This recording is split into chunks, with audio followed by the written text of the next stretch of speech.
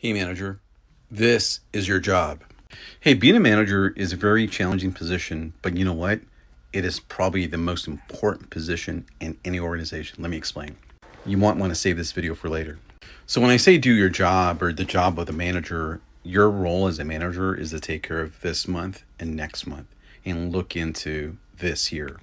If you're working as a supervisor, you're doing it incorrectly, because your role is not to do supervisor work, is to hold your leaders accountable to what your expectations are for that month or that year. So your fundamental role is culture. Part of making sure that your KPIs are trending in the right direction, your fundamental job is to talk about the leadership role. How is that person progressing, both from a management and leadership standpoint, but also in your weekly meetings, you talk about people.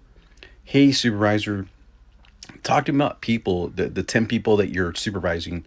Who's the most challenging that you need help with? Who is progressing in the right direction so they can be a supervisor under you or somewhere else? So all the conversations that you have in your weekly meeting with your team is about work progress. What are they doing to mitigate issues, plans of action for everything, safety, quality, and culture? Like, who are they working with? Then the other part for you is to talk about people. If you focus on those two specific things in your weekly meeting consistently, you're going to drive it out of the park.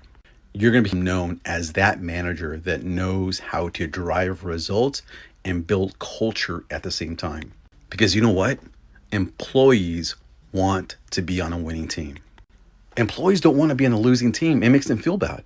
But if they know for a fact that you're leading this team and there's 4 or 5 supervisors and they know that you have a winning mentality, not that you're going to do everything possible to make sure that their boss's boss is happy.